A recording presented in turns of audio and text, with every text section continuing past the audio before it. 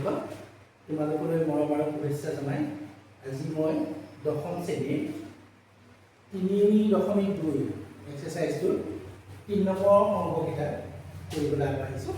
ইয়াৰ আগৰ লেচনটোত মই এই এক্সাৰচাইজটোৰে 1 নম্বৰ আৰু 2 নম্বৰ অংককেইটা কৰিছিলোঁ। তোমালোকে চাবা নিশ্চয়, আৰু তাৰ লগত সংগতি ৰাখি মই 3 নম্বৰ অংককেইটা কৰিবলৈ আগবাঢ়িছোঁ। আৰু ইয়াৰ পৰা এটা তোমালোকৰ পৰীক্ষাত থাকিবই। সেইকাৰণে এই অংককেইটা তুমি ষ্টাৰ মাৰি ল'ব পাৰা, আৰু পৰীক্ষাত ইয়াৰ বাবে তোমালোকে ৰেডি হ'ব পাৰিবা। প্ৰথম অংকটো কি কৈছে, দুটা সংখ্যাৰ পাৰ্থক্য 26, এটা আনটো 3 গুণ। যিহেতু দুটা সংখ্যা বুলি দিছে, আমি ধৰি লওঁ, ধৰো ডাঙৰ সংখ্যাটো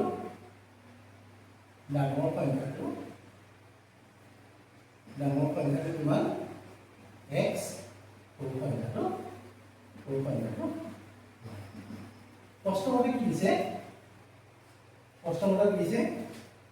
দুটা সংখ্যাৰ পাৰ্থক্য 26, মানে ডাঙৰটো পৰা সৰুটো বিয়োগ কৰিলে কিমান থাকে 26। আৰু আনফালে কি কৈছে, ডাঙৰটো সৰুটো 3 গুণ, x টো কাৰ 3 গুণ, y 3 গুণ। যদি 2 নম্বৰ বুলি দিওঁ, যদি 1 নম্বৰ বুলি দিওঁ, তেন্তে কি দিব পাৰিম, x ৰ মান দিয়া বহাই দিব পাৰিম ন। x ৰ মান বহুৱালে, x ৰ মান যদি বহুৱাই দিওঁ কি পাম, 3y minus y is equal to 26। 3টা y বা এটা y থাকিল, 2টা y is equal to 26, তেন্তে এটা y মান কিমান হ'ব, 26ৰ আধা 13। আলটিমেটলি আমি সৰু সংখ্যাটো কি পাই গ'লো 13। এনেকৈ x ৰ মান কিমান হ'ব, x ৰ মান কিমান আছিলে 3y, মানে 3 পূৰণ 13 সমান 39। এনেকৈ ডাঙৰ সংখ্যাটো কি হ'ব, এনেকৈ ডাঙৰ সংখ্যাটো হ'ব 39, সৰু সংখ্যাটো হ'ব এইটো। আৰু তোমালোকে অকণমান এনেকৈ শ্বৰ্টকাটকৈ কৰিবা, তেতিয়া পৰীক্ষা কি পাবা, সময় এক্সট্ৰাকৈ পাবা, নহয় জানো। 2 নম্বৰ অংকটো আহোঁ। 2 নম্বৰ অংকত কি দিছে চোৱাচোন। 2 নম্বৰ অংকত কি দিছে, দুটা সম্পূৰক গুণৰ ডাঙৰটো সৰুটো 18 ডিগ্ৰী বেছি। সম্পূৰক গুণ ইয়াত ধৰি লওঁ, ধৰো ডাঙৰ কোণটো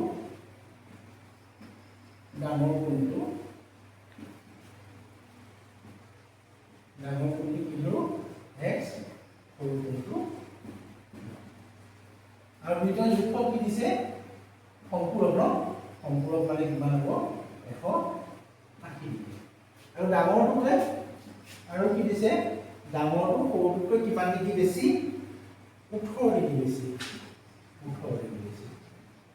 এইটো 2 নম্বৰ বুলি ধৰিছোঁ, এইটো 1 নম্বৰ বুলি ধৰিছোঁ।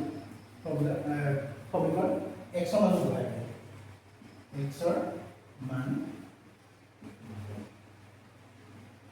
বহাই দিলে কি হ'ব, x ৰ মান কি হ'ব, y plus 18 যোগ 18 যোগ y, সৰি 18 y সমান 180। দুটা y ইকুৱেল কিমান হ'ল 180 দিব, 18 ওলাই কিমান দিব 162। এনেকৈ y ইকুৱেল কিমান হ'ব 162 আধা 180। এনেকৈ x ইকুৱেল কিমান হ'ব, x ইকুৱেল হ'ব y plus 18, মানে y মান 81 ডিগ্ৰী প্লাছ 18 ডিগ্ৰী সমান 99 ডিগ্ৰী। মানে তুমি কি ক'ব পাৰা, এনেকৈ ডাঙৰ কোণটো কিমান ডিগ্ৰী 99 ডিগ্ৰী, সৰু কোণটো 81 ডিগ্ৰী লিখি দিব পাৰা দেই। তাৰপিছত অংকলৈ যাওঁ।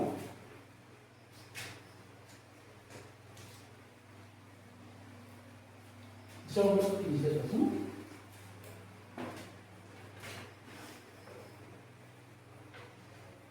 এটা ক্ৰিকেট দলৰ প্ৰশিক্ষকজনে 7খন বেট আৰু 6টা বল কিনে 3800 টকা, আৰু পিছত তেওঁ 3খন বেট 5টা বল কিনে কিমান টকা 1750 টকা। ধৰো এখন বেটৰ দাম কিমান x টকা, এটা বলৰ দাম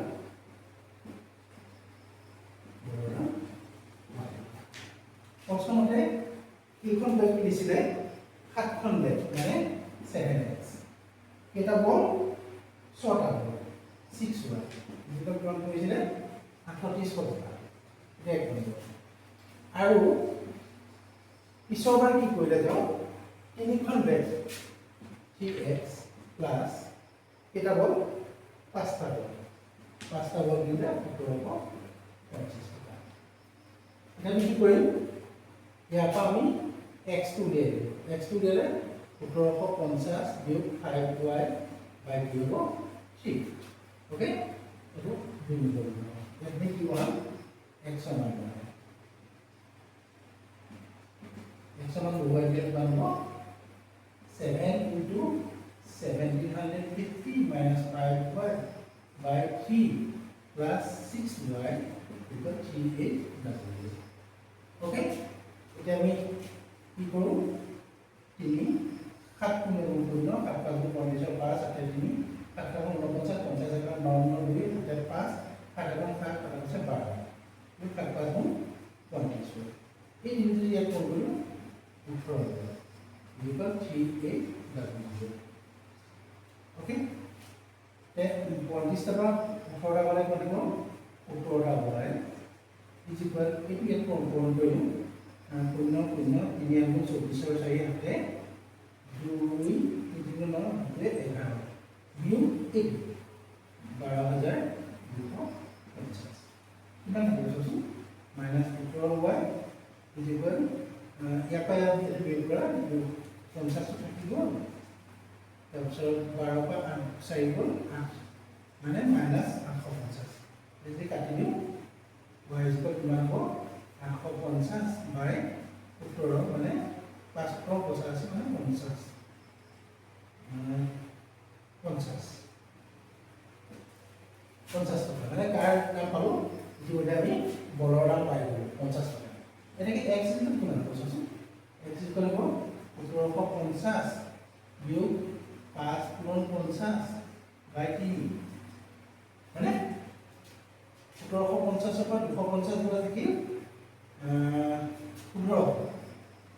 আৰু যদি 3 অংক কিমান হ'ব 5 ওকে দ্যাট মিন্স আমি বৰৰ দাম পালো 50 টকা কৈ আৰু বেটৰ দাম পালো কিমান টকা 5 টকা তো কি হ'ব এতে এখন বেটৰ দাম 500 টকা এটা বৰৰ দাম 50 টকা তাৰ পিছৰ অংকটো চোৱাচোন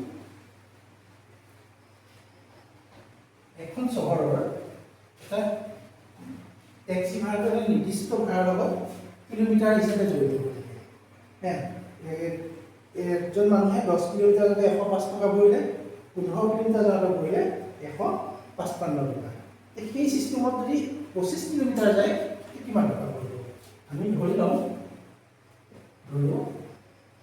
নিৰ্দিষ্ট ভাড়া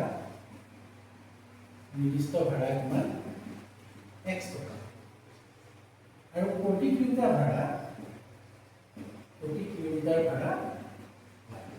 মানে এই x টো ফিক্স আৰু y টো কি হ'ব যিমান কিলোমিটাৰ যোৱা কিমান কিলোমিটাৰ হিচাপে তোমাৰ জয় হ'ব তেনেকৈ আমি ধৰা কেতিয়াবা হোষ্টেলত থাকিবলৈ গ'লে কি হয় এডমিশ্যন ফিজটো প্ৰথমতে লৈ ল'ব তাৰপিছত কিমান দিন থাকা সেইটোৰ ওপৰত ডিপেণ্ড কৰি তোমাৰ ভাড়াটো ল'ব বা ফিজটো ল'ব নহয় জানো এই হিচাপে এইটো ফিক্স প্ৰশ্নমতে কি কৈছে এই মানুহজন কিমান কিলোমিটাৰ হৈছে 10 কিলোমিটাৰ জানলে x টো ফিক্স দিব লাগিব তাৰপিছত ভাড়া হিচাপে কিলোমিটাৰ ভাড়া হিচাপে কেই কিলোমিটাৰ ভাড়া দিব লাগিব 10 কিলোমিটাৰ এই কিমান হৈছিল 105 টকা মানে টকা বেয়া কৰে এক টকা কম কৰিলে আৰু কি দিছিলে আৰু এজনে কি কৈছে 15 কিলোমিটাৰ যাতে 105 টকা কৈছে এও কি হ'ব x টো দিবই লাগিব আৰু 15 কিলোমিটাৰ ভাড়া 15y equal 155 ইয়াৰ পৰা আমি কামটা কৰোঁ x সমানটো উলিয়াই লওঁ 155 minus 15y এইটো কি নম্বৰ দিলো 2 নম্বৰ মানে যদি x সমান বহাই দিওঁ x সমান বহালে কিমান হ'ব 155 minus 15y plus 10y is equal 1 মানে 15y into 10y ডাঙৰটো মাইনাছ আছে তো ওপৰটো কি ওলাই আহিব মাইনাছ 105 বিয়োগ 105 কিমান থাকিব minus 5y is equal কিমান হ'ব 155 বা 105 গলে -50 এই মাইনাস মাইনাস কাটা হ'ল y ইকুয়াল কিমান হ'ল 50/5 ইকুয়াল 10 মানে প্ৰতি কিলোমিটাৰ ভাড়া কিমান কৰিব 10 টকা এটা কি x ইকুয়াল কিমান হ'ব x ইকুয়াল কিমান হ'ব 155 minus 15y তাহলে 155 minus 15 into 10 হল তে কিমান থাকিব চোৱাচোন 155 বা 150 গলে 5 মানে প্ৰতি কিলোমিটাৰ ভাড়া কিমান হ'ল 10 টকা আৰু ফিক্স ভাড়া কিমান হ'ল 5 টকা এটাকে আমাক কি কিলোমিটাৰ বুলি কৈছিলে এটাকে 25 কিলোমিটাৰ ভাড়া কিলোমিটাৰ ভাড়া কিমান হ'ব ভাড়া কিমান হ'ব ফিক্স কিমান 5 টকা जो 25 পূৰণ প্ৰতি কিলোমিটাৰ কিমান টকা 10 টকা তে কিমান হৈ গ'ল 10 25 গুণ 250 আৰু 5 টা যোগিলে 205 ওকে এটি হ'ল তোমালোকৰ 3 নম্বৰ অংকটো মৰমৰ ছাত্ৰ-ছাত্ৰীসকল আৰু 4 নম্বৰ অংকটো 4 নম্বৰ অংক হয় নে কিন্তু ওইটোতে 4 নম্বৰ অংক আছে এই 4টা অংক প্ৰয়োগ মই কৈ দিলো ইয়াৰ পিছৰ ভিডিঅ'টোত মই ইয়াৰ পিছৰ অংককেইটা কৈ দিম দেই ধন্যবাদ